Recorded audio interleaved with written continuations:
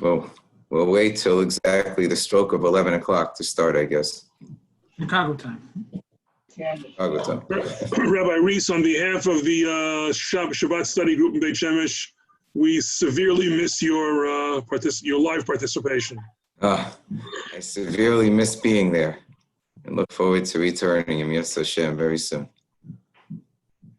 Amen.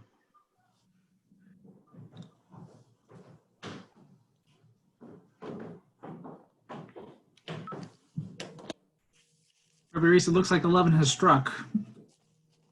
Okay, so should we begin? we'll get started. Okay. Well, thank you everybody for coming today. Thank you, Rabbi Mistovsky, for arranging all of the Zoom technology for this year's Shiur, the annual Yarhrtzeit Shiur, memory of my father, Tzvi ben Ephraim HaKohen, Zichrono Levacha. I want to extend a special greeting to my mother in Beit Shemesh, to my sisters and brothers-in-law, to the entire family and extended family who are participating in this year's Shiur. And it's very appropriate because my father was a person who had a worldwide impact in terms of his influence on people in his capacity as a town councilman. He entered into a twinning program between the town of Ramapo, which includes Monsey and Spring Valley and New Square, and Beit Shemesh, and also other twinning arrangements with other towns and cities around the world. So the fact that so many people are joining today from so many different locations is a true tribute to my father's memory and to his legacy. So without further ado, I'll start with this year's topic. My father, of course, was a Kohen Zedek, and this year's topic is about the laws pertaining to a Kohen, specifically the issue of the Kohen and the Gioris, the Kohen and the convert. What kind of a topic is that? The Kohen and the convert. It's a conundrum. It's a clash of categories. It's a contradiction, but it's a halacha. A Kohen may not marry a Gioris. A Kohen is not allowed to marry a convert. The Torah prohibits a Kohen from marrying certain women. So whenever a woman converts to Judaism, we always write at the Beis Din in her certificate of conversion that she is muteres l'chol adam chutz mikohen. She's permitted to marry everybody except a Kohen. She may not marry a Kohen. Now, this can sometimes seem harsh. Sometimes a Kohen falls in love with the convert, fall in love with the Gioris. And it's not an intermarriage once she's already converted, but nonetheless, it's still prohibited. This is the case that Rav Soloveitchik, the Rav, famously discussed in his remarks to the rabbinic alumni of Yeshiva University in 1975.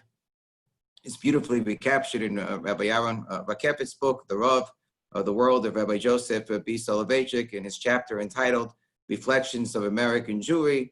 And the audio transcript of this Shiur is also available. And I'll just read briefly the Rav's very poignant remarks on that occasion. Said Rav Soloveitchik, the Torah summons the Jew to live heroically. We cannot allow an Ashes Ish, a married woman, no matter how tragic the case is, to marry without a get. We cannot permit a Gioris to marry a Kohen, and sometimes the cases are very tragic. I know from my own experience, this is the Rav speaking, I had a case in Rochester with a Gentile girl. She became a Gioris. The woman became a Gioris before she met the boy. She was a real Gioris HaTzedek. She did not join our fold because she wanted to marry somebody. And then she met the Jewish boy. He came from an alienated background, had absolutely no knowledge of Yadus. So she brought him close to Yadus, to Judaism, and they got engaged. And he visited the cemetery. Since he came closer to Yadus, he wanted to find out about his family tree. You can guess what will happen next. So he visited the cemetery in which his grandfather was buried, and he saw a strange symbol, 10 fingers, like that. So they began to ask.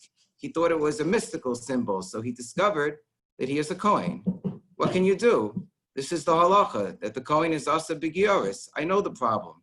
We surrender to the will of the Almighty. On the other hand, to say that the halacha is not sensitive to problems and not responsive to the needs of the people is an outright falsehood. The halacha is responsive to the needs of both the community and the individual. But the halacha has its own orbit, moves at a certain definitive speed, has its own pattern of responding to a challenge, its own criteria and principles. And I come from a rabbinic house, said the Rav. It is called Beis Harav, the house into which I was born. And believe me, Rav Chaim, this is Rav Chaim Brisker, used to try his best to be a mekel. However, there were limits even to Rav Chaim's skills. When you reach the boundary line, it is all you can say. I surrender to the will of the Almighty. There's a sadness in my heart, and I share in the suffering of the poor woman who was instrumental in bringing him back to the fold. And then she had to lose him. She lost him. She walked away. Those are the Rav's remarks. This is part of the tragedy of our modern community, of the ignorance born of assimilation. But she walked away. This is the ultimate surrender to the Almighty. So this is a point that my Menahel Rabbi Abramson often makes to the candidates for conversion who come in front of our Beis Din. He's always emphasizing that the main criterion that we look for is somebody who's prepared to surrender to the will of the Almighty. This comment of Rav Soloveitchik made a tremendous impact on generations of Rabbanim. Now the Rav, on other occasions, spoke about another version of this dilemma, namely the non-Jewish woman who falls in love with a Jewish man who is a Kohen. Maybe they didn't know any better, but now she's interested in Judaism, maybe with a touch of sincerity as well at this point. Maybe the young Jewish man, the Kohen, is also growing in his observance as well, and they want to marry each other, Kedas Moshe V'Yisrael, according to Jewish law. Maybe they're already civilly married. We have such cases. So young Rabbi asked Rav Soloveitchik whether there was room for leniency to allow conversion in such a case. So Rav Schachter, Shlita, writes in his Sefer Divrei Harav on Amud Reish, page 200, that when the Rav was approached about this question, he did not hesitate in terms of his answer. He said, "Iev shalagaira, you can't convert such a woman." He cited the Gemara in Bechoros. The Gemara in Bechoros Daf Lamed says, "Ovi kachavim shebal lekabel divrei Torah chutz midavar echad mikaplin oso." You have a non-Jew who wants to convert and says, "I'll accept the entirety of the Torah, except for one detail, one mitzvah that I won't keep." So then you can't convert the individual. So said the Rav, this is chutz midavar echad. She's not going to keep the halacha that a giyaris, a convert, is not allowed to marry a Kohen. So Tommy turned to Rav Soloveitchik and said, but Rav David Tzvi Hoffman, the 19th century German authority, found some possible grounds for leniency in this type of situation. So the Rav got very angry. And he said, "Hello, Gamani Acharon. I'm also from the later rabbinic authorities, like Rav David Tzvi Hoffman. I have the right to argue with him and what he wrote in his Sefer, Malami Lahoel. According to me, these words don't make any sense." In the Sefer Norah Sarah, volume 5, maybe the reports when the Rav found out about a certain psak that was given by a certain rabbi in Eretz Yisrael, allowing a conversion under these circumstances, the Rav said he could not comprehend it, and he referred to it as a fraudulent distortion, that it would be possible for women to convert to Judaism and remain with a man who is a Kohen. But underlying all of these stories and this approach is really a more complex landscape, a colorful tapestry of Torah Shebektav and Torah Sheba'al Peh, and the confluence of a number of halakhic concepts. Where does it say exactly that a Kohen can't marry a giyaris? Is the Yisr applicable to every giyaris? Does the Yisr apply to only the Kohen, or also the giyaris, as the Rav assumes? Does the Yisr apply to every Kohen, or is there a possibility of saying that some Kohanim, even though they see a mark upon a grandfather's grave, maybe they're not really Kohanim after all? And is it clear that one cannot convert an otherwise sincere convert if she will observe all of the other mitzvahs except for this one? And what if they don't actually get married, but they just live together as her being a concubine? Is that also chutz midavar echad, or perhaps legitimate under these circumstances, even if it wouldn't normally be legitimate? And what about their future children? Shouldn't we be worried about the long-term effect with respect to Klal Yisrael, particularly when the woman is not Jewish yet, and if they're going to continue to live with each other, then the children will not be Jewish?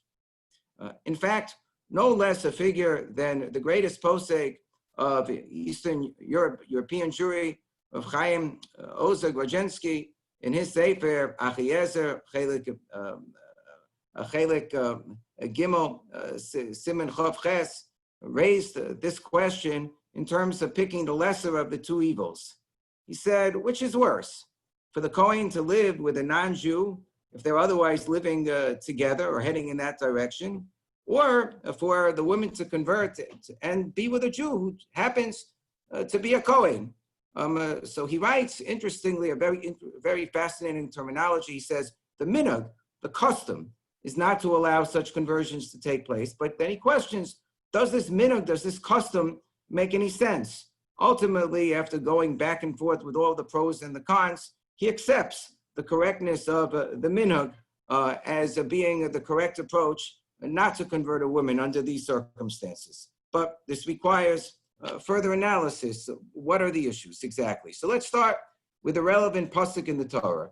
There is, in fact, no pasuk, there's no biblical verse that says explicitly that a Kohen may not marry a Giyarus. What the Torah says at the beginning of Parshas Emor is, Isha zona v'chalala lo yikachu, Isha gusham isha lo yikachu, ki kadosh hu le'lokav. That a Kohen is not allowed to marry a woman, certain women. He's not allowed to marry a grusha, not allowed to marry a woman who's divorced. He's not allowed to marry a zona. What is a zona? Generally translate a zona as a prostitute, as a harlot. But what does it mean in the context of this halacha? So the Gemara concludes that there are different opinions. In the Gemara in Yevamos, Daf Samach Aleph, talks about different opinions regarding exactly what a zona means. It says it doesn't actually mean a prostitute. If you had a woman who was only with a Jewish man, the opinion of Rabbi Akiva is that's included. If she's a prostitute, then she's not allowed to marry a Kohen. The Gemara essentially sides with the opinion of the Chachamim that says that's not really a zona. There's a Beis Shmuel in the start of Shulchan Aruch says it's proper to be careful for that opinion, but it's not really the opinion that we follow. The opinion that we follow is the opinion of the Chachamim. The Chachamim say that a zona is a woman who has relations with a man who's prohibited to her. It means a woman who has relations with a non-Jew.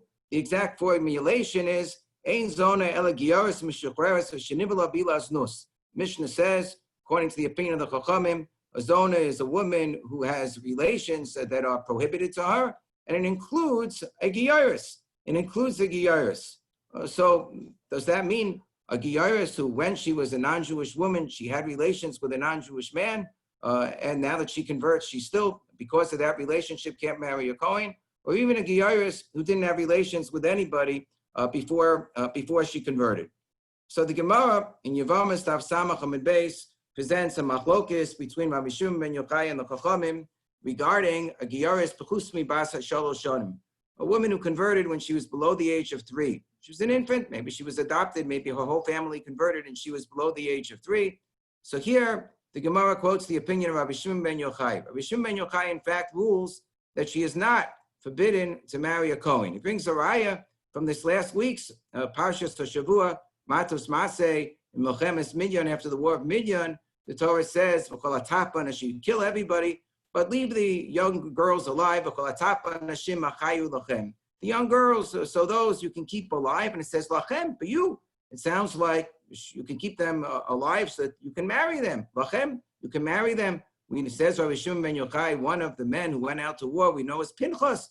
Pinchas was leading them in the battle. He was the Mashuach Milchama. So it sounds like he would have been allowed to marry one of these girls who converted below the age of 3. But the Chachamim disagree with Rabbi Shimon ben Yochai, and they say, no, when it says lachem, it means that you can convert these girls and use them l'shvachos. They can be servants, they can be handmaids, maidservants within your home, but it's not for the purpose of marriage per se. Pinchas would not have been allowed to marry one of these women. And that's how we paskin.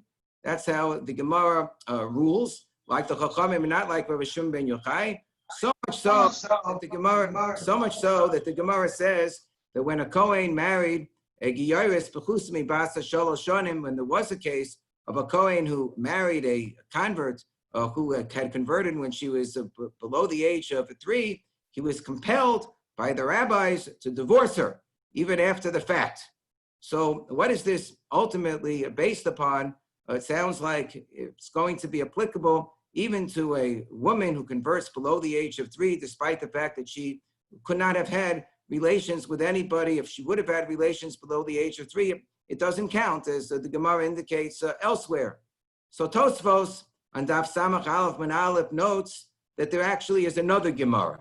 There's a Gemara in Kiddushin on Daf Ayin Ches Saman Aleph that indicates that the prohibition of a Kohen to be with a Yarhrtzeit is actually found more precisely and specifically spelled out in a pasuk in the Navi Yechezkel, namely that the Navi Yechezkel says that a Kohen needs to be married only kim bisulos mizera beis Yisrael, only to those women who come from Zera beis Yisrael, that they were virgins, bisulos mizera beis Yisrael, from the seed of Israel. And Rabbi Shimon ben Yochai learns, that means shenizru b'suleh b'Yisrael, that when she came of age, that anatomically she was going to be at a stage where you could speak about her as being a basula, namely after the age of 3, so she was already Jewish. So such a woman is permitted to a Kohen.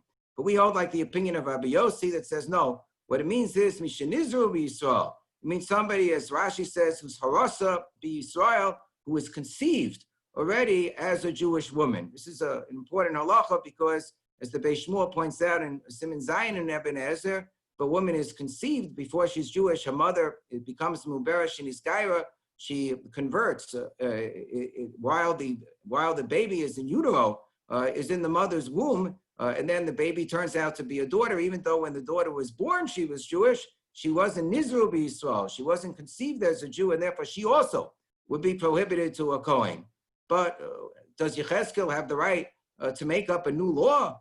So there are 3 different ways of understanding how this drasha, this explanation of Yechezkel, coincides with our discussion in the Gemara in Yevamos that says that a woman is a Yarhrtzeit, even under the age of 3, is considered to be like a Zona, is considered to be a halachic harlot, who is prohibited to a Kohen. Now, who says what is a very interesting discussion among the poskim in every single shita that I'm going to quote, Tosfos, Rambam, Ravid.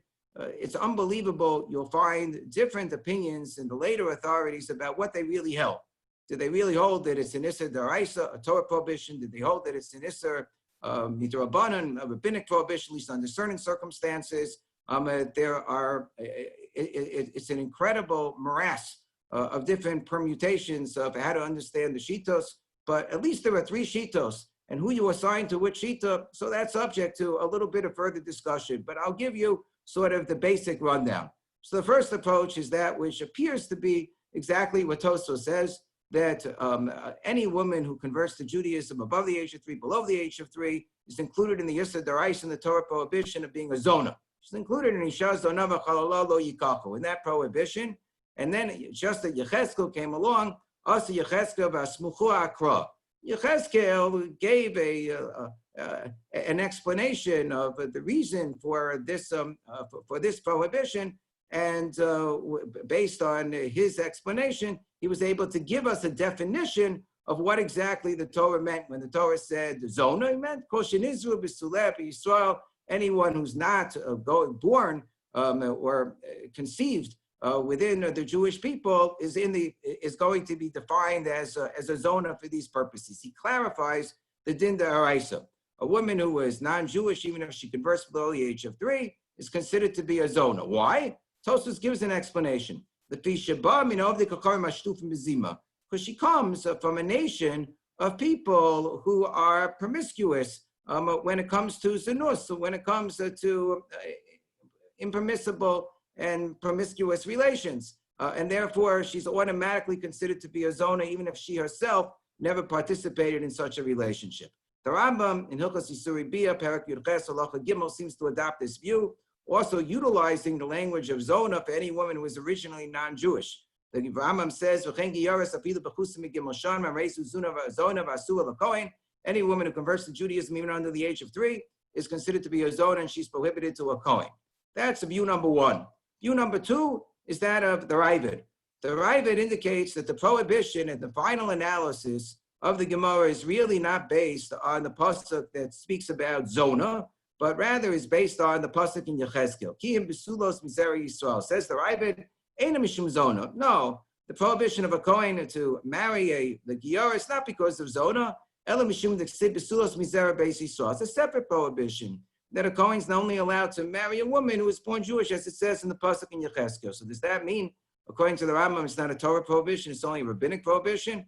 Have all kinds of nafkaminas, all kinds of ramifications, like in a suffix situation, a doubtful situation. We say if it's a deraisa, if it's a prohibition from the Torah, so then suffix deraisa l'chuma, you have to be stringent. If it's a rabbanan prohibition, if it's a doubtful situation, we say suffix rabbanan l'kula. So then we would tend in the direction of leniency. So it's an important question. So the Rashba, in his commentary to Maseches Yevamos, similarly learns that the prohibition is from this pasuk in Yechezkel, but he seems to treat it as some type of a halacha l'moshe misinai, as some type of a deraisa. Maybe you wouldn't get malchus because it's not based on the pasuk in the Torah, but it's still something which would be prohibited on a Torah level. It could be that the Ravid holds the same. In fact, if you look at the Ravid in Perek Tezayin of Hilchos Isur Bia, the Ravid says explicitly the words that Issa Giyaris is the Oraisa. So even if it's based on the pasuk in Yechezkel, it doesn't mean that he doesn't hold that it's some sort of a halacha l'moshe misinai that would still be aser midaraisa. But it could be that if it's really based on the pasuk in Yechezkel, so that's divrei Kabbalah and the words that come from a Navi as opposed to the 5 books of Moses, as opposed to Chamisha Chumshei Torah. And some say, even the Rambam himself writes, that if something is divrei Kabbalah, so it has the status of the Rabbanan, it has the status of a rabbinic law.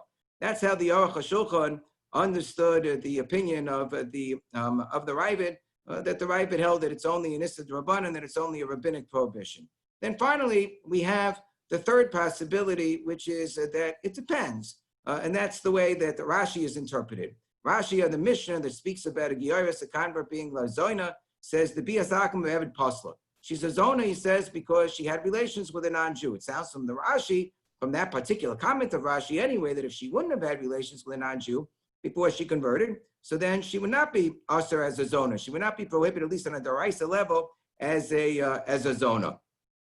So this is how the Beis Shmuel, in his commentary to the Shulchan Aruch, seems to understand Rashi. So what do you have otherwise? Would you say that otherwise it's an Issa D'Rabbanan? Minchas Chinuch says, according to Rashi, otherwise it's an Issa Divrei Kabbalah.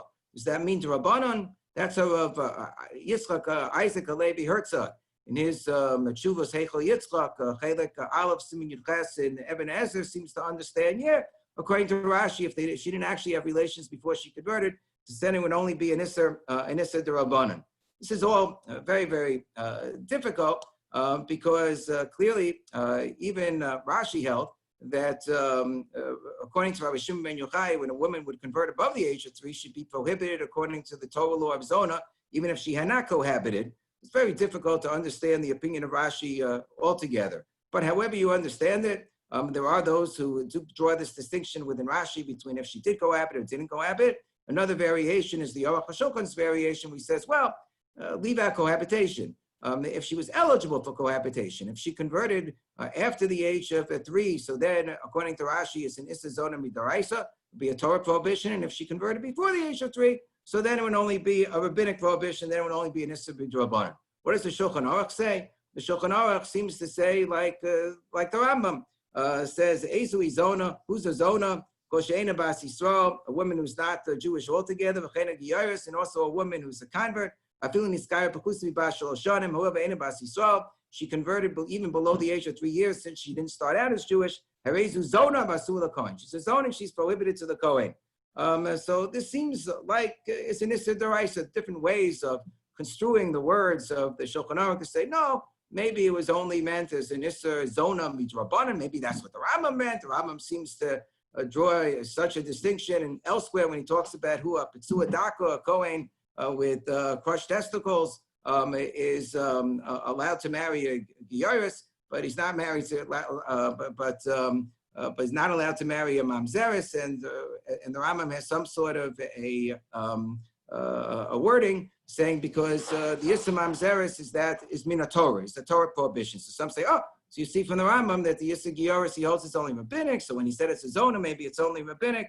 The simple reading of the Shulchan Aruch sounds like it sounds like it's a Torah prohibition. Similarly, the Gemara in Kiddushin Daf Kuf Aleph Amud Beis, speaking about whether a Kohen is allowed to marry Yafas Torah after she converts, because after all, a Giyaris is normally prohibited to a Kohen. sounds like it's talking about on a Doraisa level, on a Torah level, and even the Rambam in Hilchos Malachim in Perek says that a Kohen is not allowed to marry a pastor, a woman who's a captive of war, a non-Jewish woman who's a captive of war. He says he can have the first relationship with her, like any Jew can, according to the Torah, because of lo dibra Torah el keneged yetzer hara, because in time of war we make an accommodation for the yetzer hara. But he's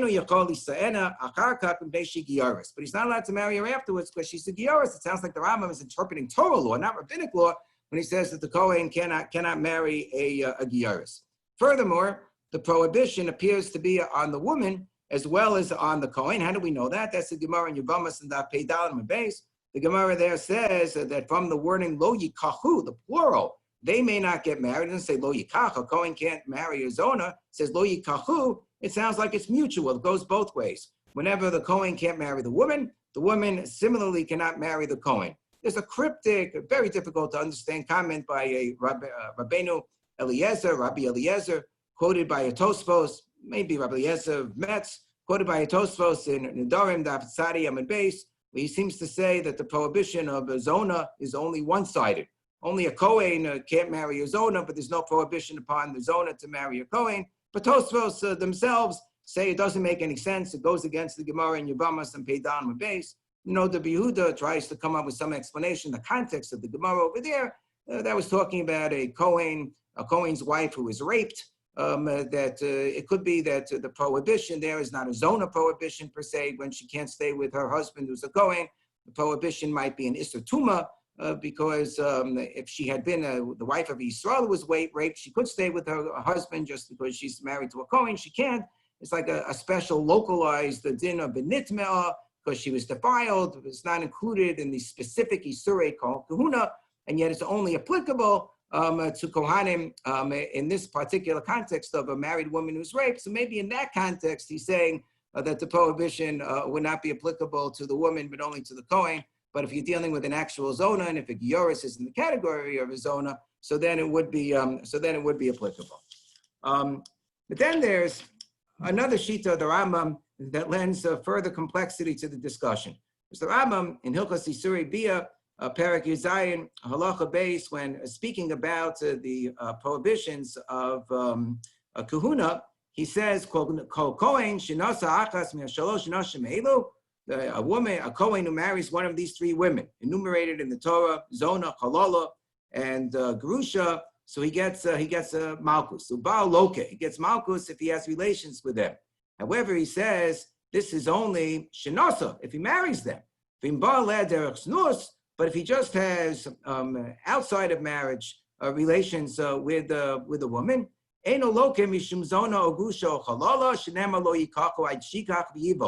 doesn't get Malkus because the Torah prohibition sounds like the Rambam is saying only sinks in when there's actual marriage. Lo yikachu, man means yikach, to take, means take as a wife. So if the husband, the Kohen doesn't take her as a wife, just has relations with her, so then it sounds like the Rambam is saying that there would be no Malkus. So does this mean that there's no prohibition at all outside of kikha, outside of marriage? So the Ravid fiercely disagrees with the Rambam and says that's not true. Of course, there's a prohibition even outside of the context of marriage. But what about within the Rambam? Is there no prohibition? So Piskei Tshuva and Siman Vav Sivkat and Tezayin quotes the note of Yehuda as suggesting that there's no Isser D'Oraisa. That not only is there no Malkus, is there no lashes, but there's no Torah prohibition altogether. The Piskei Tshuva himself disagrees and says maybe what the Rambam means is that, yeah, of course, it's included in the prohibition, it's just that there's no Malkus. Or it could be that if they're living together as husband and wife, even if they didn't actually have a chuppah, that's also, according to the Rambam, included in the Yisra Malkus as well. However, the Noda B'Yehuda seems to indicate that according to the Rambam, there might not be a Torah prohibition altogether. And Rav Moshe Feinstein, in his Shuvos in Even HaEzer, Chelek Aleph Siman Hey, seems to assume the same thing within the Rambam, that there would be no Torah prohibition according to the Rambam if a Kohen had relations with one of these women, and it would, according to our analysis, presumably include the Gioris as well, outside of the framework of marriage. Then this raises the question as to whether if you had a Kohen who is married civilly to a woman who is not Jewish, do you say, let's convert her, but not have them get married to each other? They'll continue to just cohabit with each other outside of the context of marriage. She'll go to the mikvah, so she won't be a nida. Is that something that could be countenanced at all? So it sounds wild, sounds outrageous. But there was somebody who came along, as we mentioned earlier, and thought, there's an idea. None other than Rav David Tzvi Hoffman. So David Tzvi Hoffman came up with this idea. He said, maybe we can convert this woman, a non-Jewish woman who's otherwise living with a Kohen. And he says, what about the fact she's converting for the sake of marriage? So that's a separate shiur. So already Rav Chaim Ozer, before Rav Shlomo Kluger, said even though the Gemara says that in the first place we don't accept a woman who's converting for the sake of marriage, but we allow it in order to save future generations, particularly when Sofan Lasos Hashem Shemayim, when in the end we see that the woman is basically a sincere convert. The Rambam has a tshuva in the Pe'er that's collected in the Pe'er Sefer Pe'er Hador, in which he also seems to indicate this in the context of converting a shifcha, a woman who was a maidservant, and where a man was having relations with his maidservant. So he says better he should free her and make her a full-fledged Jew, so that if he'll be with her, in a anyway. But this is a further step because once she would be converted, then they would be permissible to stay with each other afterwards. However, here, when it comes to a Kohen marrying a Zona or marrying a Gioris, we would not permit them to stay with each other. So this is a much more serious transgression. Could we allow a conversion based on these premises? So he says, well, I can allow it based on the following arguments. Number one, there's no specific statement that she's making when she's converting that she intends to violate this prohibition of living with a Kohen. And number two, he says that it's chutz midavar echad. He says that the prohibition of chutz midavar echad, of accepting a convert who accepts all of the Torah except for one thing. So the chutz midavar echad, I can get around, he says. How can I get around it? He says that's a prohibition when it comes to doing a favor in terms of accepting the convert. But here we're not doing a favor to the convert, we're doing a favor to the convert's, the man the convert's living with, who's already Jewish. We're making him transgress the less prohibitions by virtue of converting her. And we can do it in such a way that they're not actually going to violate the Torah prohibition of living together, because we won't have them live together as husband and wife. They'll live together and he'll make her a pilegish. He'll make her his concubine, his mistress, and they won't actually get married. So according to the Rambam, you'll avoid the Issa D'Oraisa, you'll avoid the Torah prohibition in this fashion. So this is a very peculiar suggestion on many levels. First of all, as we mentioned, according to the Rabbi, even if the Kohen lives together with his own, it's a Torah prohibition. And according to the Piskei Tshuva, even according to the Rambam, it's a Torah prohibition. You just wouldn't get lashes. Thirdly, for those who haven't been paying attention, a single man and a single woman living together outside of marriage is also a prohibition. The Rambam himself says so. At the beginning of Hilchos Isuri Bia, the Rambam says, any man who has relations with a woman outside of the framework of marriage, he gets malchus. The Fishabal Kadesha, that's considered to be Losiyek Kadesha. You can't take a woman outside of the sanctity of marriage. So some want to argue, yeah, that's true if it's just a one-night rendezvous. However, if it is Miyuchedes Pilegish, that he's setting her aside as his permanent concubine, I think Yaakov Ariel says this is especially true if they're civilly married, where at least even according to the law, she wouldn't be able to contract a marriage with somebody else. So you don't have the same Torah prohibition. You have a rabbinic prohibition, but you don't have the same Torah prohibition. So therefore, this wouldn't be so bad. But clearly, there's some prohibition, and it's according to certain authorities as well. There's what we call a bittul essay. There's a transgression of a positive commandment, because the Torah says ki yikach ish isha. There's a positive commandment. When you're with a woman, you have to marry her. So if you're with a woman, you're not marrying her, so you're violating this positive commandment. So even if there's no deraisa violated, there are multiple derabbanans being violated, a Kohen being with a Zona, outside of the framework of marriage would be at least an issa d'rabbanan, and also anybody being with a woman outside of the context of marriage, any Jew being with a woman outside of the context of marriage would at least be an issa d'rabbanan. So we can see why Rav Soloveitchik was not so excited about this tshuva of the Malamed Lahoel. Also, Rav David Tzvi Hoffman's comment that there's no explicit reservation on her part that she's not going to keep this mitzvah of not being with a Kohen. So as later authorities like Rav Chaim Ozer say, yeah, if it's not explicit, but everybody knows, it's an umdana demuchach, everyone knows that she's going to violate this prohibition. So you can argue that it's as if it was explicit. So none other than Rav Moshe Feinstein comes along. This is in Shuvas Even Ezer Chelik Beis Siman Daled, and he puts a kabash on this whole suggestion of converting a woman to marry a Kohen. And he says that he doesn't have access to the Sefer Malamed Lahoel anyway. Whatever he meant by that, it wasn't something he felt he needed to review, I guess. He says that there's a fundamental chisaron, there's a fundamental lacking in fallacy in the Kabbalah Sol Mitzvos, in the nature of the acceptance of the yoke of commandments. Because it is essentially, as we said earlier, chutz midavar echad. It's leaving out one of the mitzvahs. The woman is basically converting to Judaism with the exception of the mitzvah of the prohibition of a Kohen living with a Giyarus, which is an Isser Zona. And if it's not an Isser Zona, it's an Isser Midivrei Kabbalah, according to the words of the prophet Yechezkel. Even if it's an Isser D'Rabbanan, a rabbinic prohibition, the Gemara in Bechoros quotes Rabbi Yossi and Rabbi Yehuda as saying that even chutz midavar echad miditukei sofrim, even something that comes from the rabbis, if it's not accepted by the convert, then you can't accept that person for conversion. Most understand that means even rabbinic laws cannot be excluded from a Kabbalah's ol mitzvos.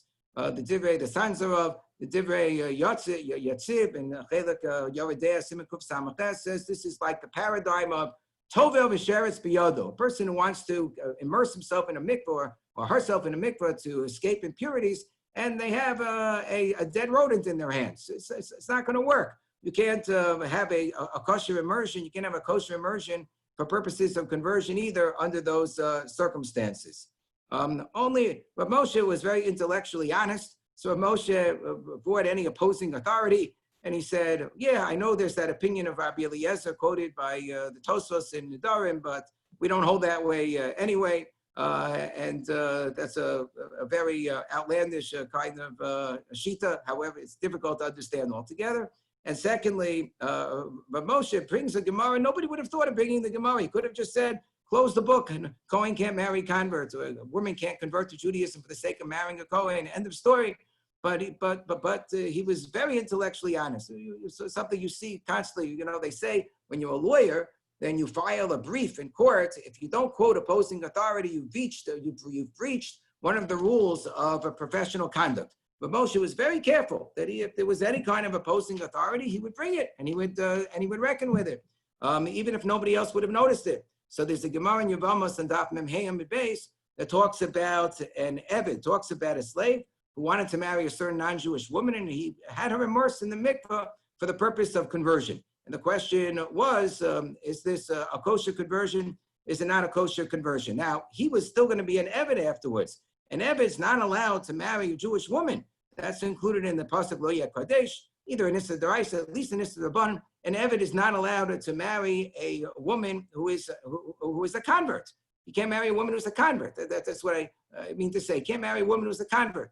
So so how could this conversion have been kosher when was this conversion kosher? So the Gemara says that really, yeah, we can make the conversion kosher. Because once the rabbi saw that she's going to the mikveh regularly, that she's whenever she's a nida, she goes to the mikveh, she's keeping mitzvos, so that we can say that constitutes a kabbalah, so mitzvos, and acceptance of the yoga commandments in front of a bezdin. We all know she went to the mikveh, it's considered like it's right in front of the bezdin, so therefore it's a kosher conversion. So it says Rashi, wait a second, but here he was converting her for the purpose of violating a prohibition of living with the Eved, of living with this slave. Afterwards, so which is he's half Jewish, he's an Eved Canaan, but it's a prohibition once she's going to become Jewish. So how could the conversion be kosher b'diavad? So Moshe says, no, that's a totally different type of conversion. There, the rabbis who made it kosher is because they saw that she was keeping mitzvahs even before they knew that she was going to be living with the Eved. So according to what they saw that she was a sincere convert. She's not believed afterwards that she would say, oh, I only converted in order to marry the Eved. What gives her the nemanos to say that? But when it comes to our case, the rabbis are actually performing the conversion in the mikvah with the full awareness and knowledge that this woman is converting for the sake of marrying a Kohen. So therefore he says this would be absolutely prohibited, even according to that Gemara. Rav Chaim Ozer, in his tshuva, has another consideration. He says that we're doing a disservice to the woman. Forget about Rav David Tzvi Hoppen's argument that we have to do a service to the Jewish significant other, to the paramour. We have to be concerned about the disservice that we're doing to the convert. Before she converts, she's not bound by any of the laws of the Torah. She's not violating any prohibition. But once she converts, so then you're piling on Yisurim on her. Now she's going to violate every day of her life, even if she would be a valid convert. She'd be violating every day of her life this prohibition of a converted woman living with a Kohen. And therefore, he says that for that reason, you have to take that into consideration as well in terms of why it is that we would not convert a woman under these circumstances. Even if you would throw into the equation the Gemara in Shabbos on Daf Daled and Aleph that talks about sometimes we sin in order to help other people not commit an even greater sin. You do a little sin in order to prevent somebody else from doing a greater sin. You could do an Issa D'Rabbanan, sometimes removing, the Gemara talks about removing a bread from an oven somebody had put in that might get baked on Shabbos in order to save them from transgression. So removing the bread from the oven when it's stuck to the walls is called V'dias Pas. It's a small prohibition. You're saving somebody from a greater prohibition of an Issa Skila, of a prohibition where they would receive the death penalty for their actions. So why don't we say the same thing over here? So Rav Moshe Feinstein says there's nothing to discuss, because once we say that chutz midavar echad, that a person who converts with an explicit carve out in terms of the acceptance of mitzvahs, that they're not accepting a particular mitzvah, so then the conversion is by definition, it's definitionally no good.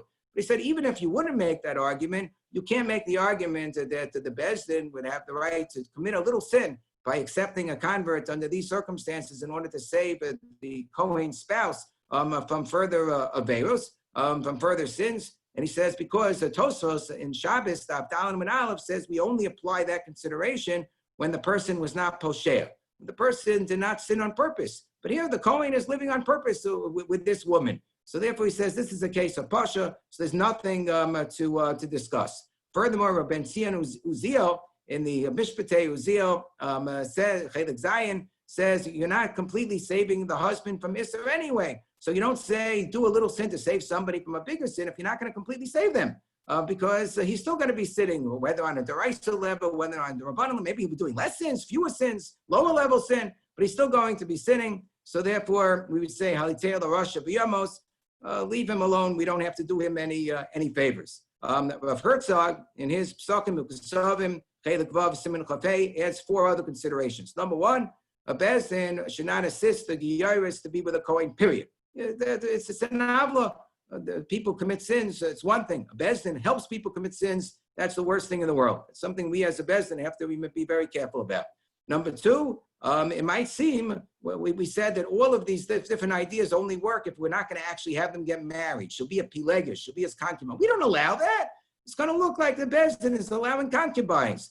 There was a Sefer HaKedah that at one point in time they wanted to make a takana that people were committing adultery left and right. So he said, okay, for all these men who have temptations, we'll have harlots who are single harlots. They'll go to the mikvah and there'll be less of an aveira. And the Sefer HaKedah screamed out. He said, you're going to have Beis Din assist such a thing. So then that's the downfall, and that is the destruction of our entire tradition. When Beis Din gets involved in assisting people in aveiros, even if it's to lower the level of sins. So he says the same idea. Number 3, he says if they're not going to be living as husband and wife, she's probably not going to be going to the mikvah, and they'll violate the prohibitions of midah.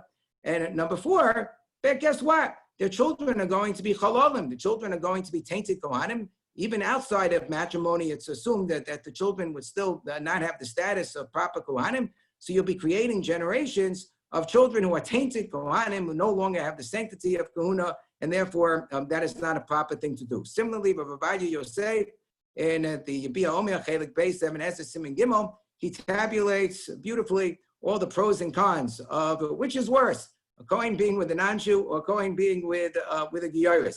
So he says, well, if she's a non-Jew, so then number one is bad because the children will be not Jewish. Number two, there's a pasuk in Malachi that indicates that if a Jewish man lives with a non-Jewish woman, he gets kares midivrei Kabbalah, kares Hashem lisha sher yasena. Number three, we read the story of Pinchas. It's Kanoim Pogimbo. Anybody who sees them cohabiting publicly, they're living in marriage, they can kill them in theory. Number four, according to the Rambam, when you have a Jewish man who lives with a non-Jewish woman in the context of marriage, it's a violation of the Lo Siskatin Bam, the prohibition in the Torah. Number five, according to the Rambam as well, a Kohen who has relations with a non-Jewish woman also violates the prohibition of Zona. Some say, Tosfos says only if she had already had relations with somebody else. But Kohen seems, the Rambam seems to indicate even if she hadn't. What are the problems on the other side of the scale if she converted and now you have a Kohen who is going to marry her? So number one, they're going to violate the issur of a Kohen being with a Gioris, which is probably a Torah prohibition, as we mentioned. Number two, if when we say, okay, don't have them get actually married, then there'll be a violation of the issur of Penuya, of being with an unmarried woman, there's a greater chance that she won't go to the mikveh, and she'll be a nida, which is a chi of kares. Number three, as we mentioned from Yarhrtzeit, the children are going to be chalalim. Number four, as Rav Herzog mentioned as well, it's going to look like a Beis Din is permitting things that are otherwise prohibited. So finally, Rabbi Yosef just throws up his hands and he ends up saying, you can't have Beis Din permit such a thing. End of story. Furthermore, he says, if we don't allow it, we may be doing him a bigger favor, because then the Kohen will be more likely to consider divorcing this woman and doing tshuva, so that he's not going to continuously live in sin for the rest of the world. It's with a similar sense of hesitation, moving on in terms of practical applications, that Beis Din deals with the following situation. We had a very fascinating case. This is actually described in the Shiur The Kohen B'Marei Abazak from the Kol Eretz Temda Chelik Kesim and Peivav, St. Louis case of a man who was married to a Kohen, married to a non-Jewish woman, couldn't convert Orthodox because no Orthodox Beis Din would do it. She converted conservative. They're still living together as husband and wife. They're sending the children to yeshivas. Can you convert the children? So Rav Gedalia Dov Schwartz Shlita was asked this question and said, look, if the children are growing up in a frum environment, even though normally we wouldn't convert children if the mother's not Jewish, in this case, we can't convert the mother. But if it's clear that everything is being done to give them a household of Torah mitzvah, so it'll be a suchus, it'll be a merit for the children to become Jewish. So he says, under those circumstances, you can convert the child. You can, the case there was an adopted child. So they said it's even a little bit better because they won't, maybe, you don't have that same attachment to the mother per se. I don't know about that, but that was the case. So Zalman Nehemiah Goldberg, interestingly, threw in the B'Marei Habazak, in his footnotes, he threw in a comment in which he said, I don't know, this is like not ideal. I agree that you should do the conversion, but in this case, when the child becomes bar mitzvah, or bat mitzvah as the case may be, they should do another Kabbalah mitzvahs. They should go and immerse themselves again in front of the Beis Din, just to be on the safe side. So again, complex situations. But Moshe Feinstein makes another very important suggestion, which is that maybe the solution to some of these cases is not from the perspective of the Gioris, from the perspective of the Kohen, who says he's really a Kohen.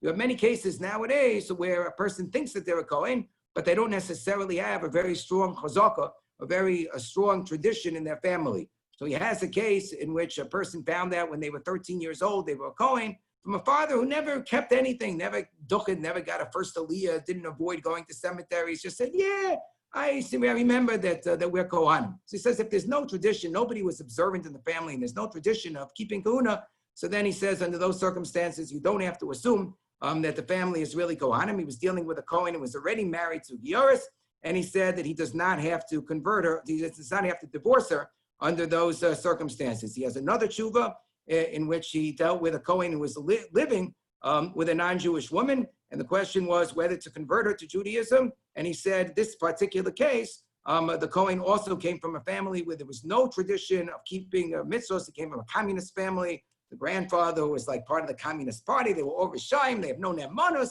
no credibility. Nobody ever got an aliyah. Nobody ever kept anything. He said sometimes people think that they're a Kohen just because their name is Kohen. You cannot assume that the person is a Kohen. And he did allow the conversion to take place, even though they weren't already married to each other, or at least not, even though she wasn't already, even though this was a situation where she wasn't Jewish yet, I should say. So even though she wasn't, the other case, she had already been in Yarhrtzeit. In this case, she wasn't Jewish yet, so he allowed the conversion to take place to begin with.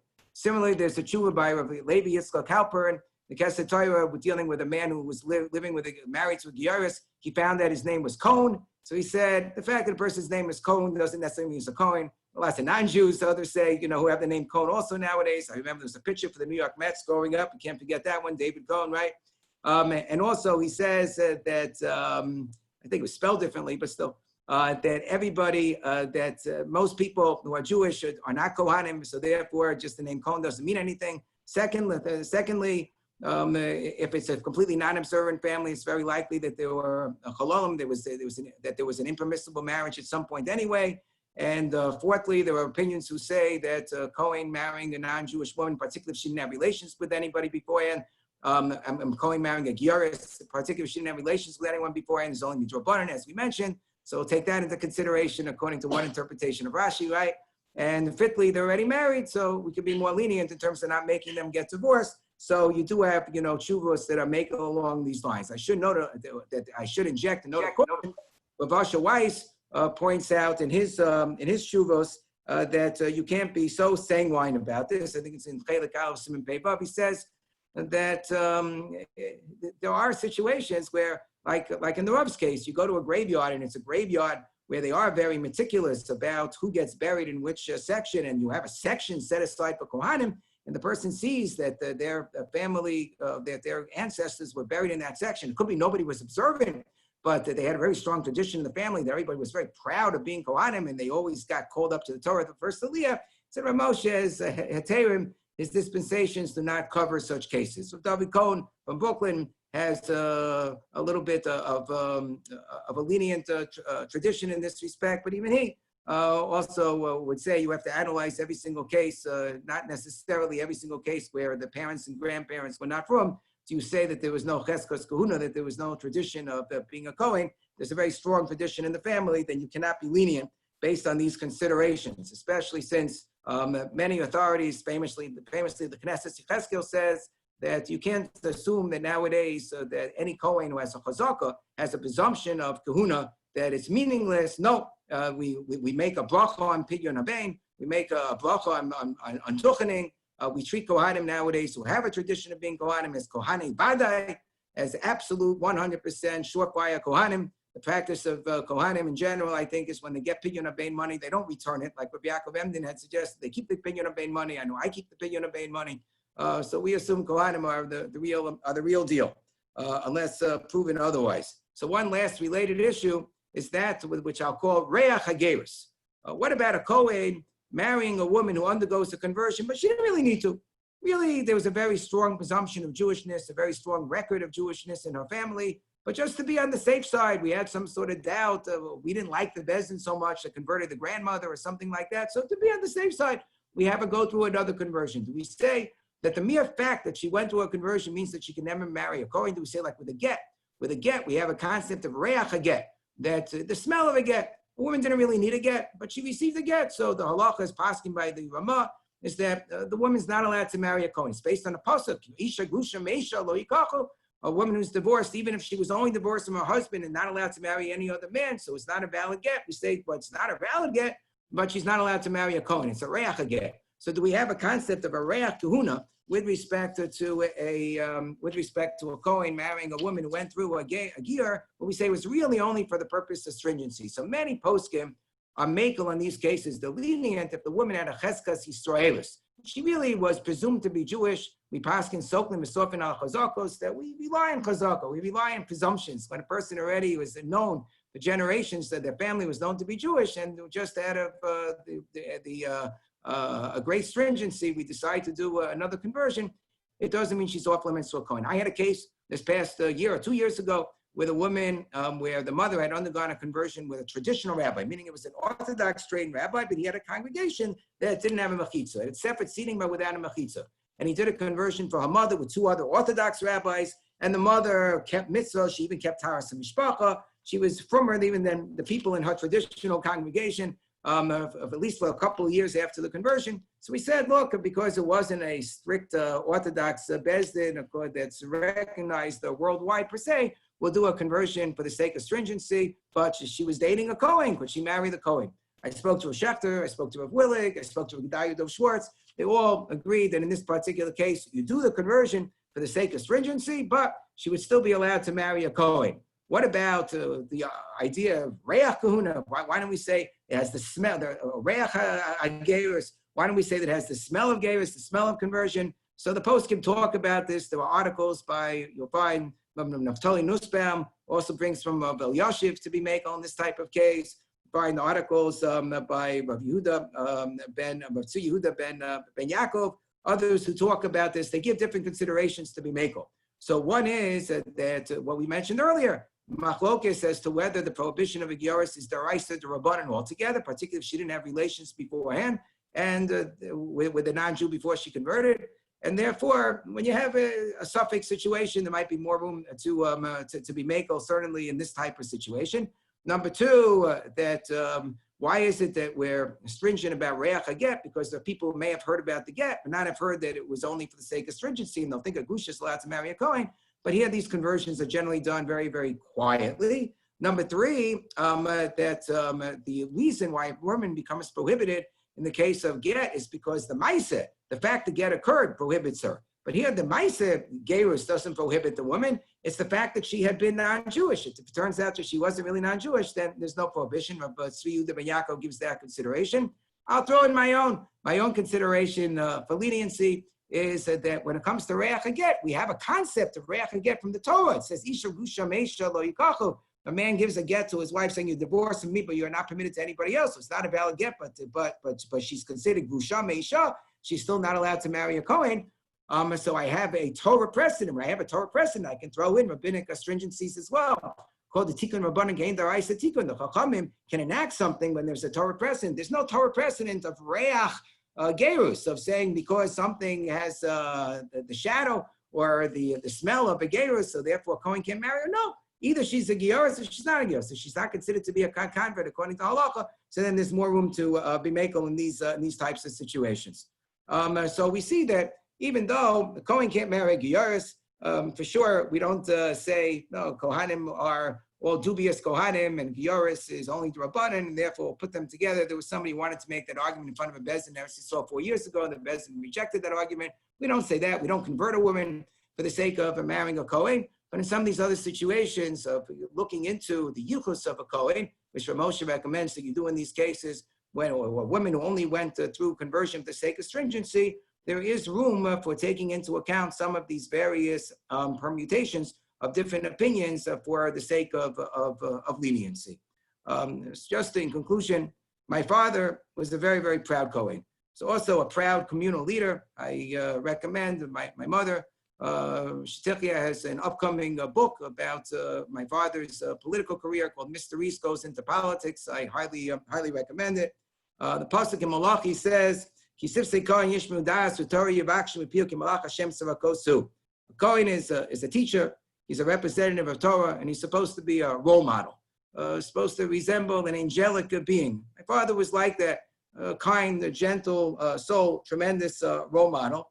And he also took the laws of Kahuna very seriously, the idea of a kidashto, that a Kohen has to always be sanctified. He was very careful about all the dinim relating to Kohanim, the Duchanim, getting the Aliyah, staying away from the graveyards and so forth.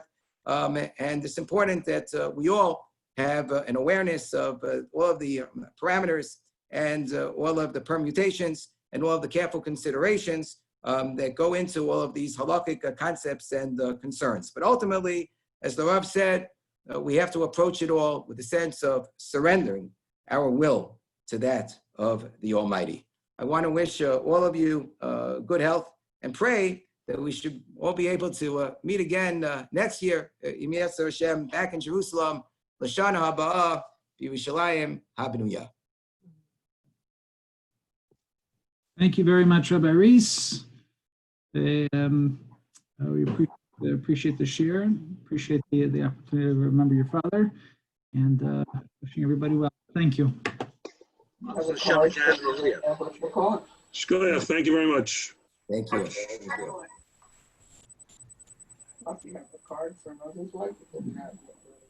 I did not. I did? I don't recall. I don't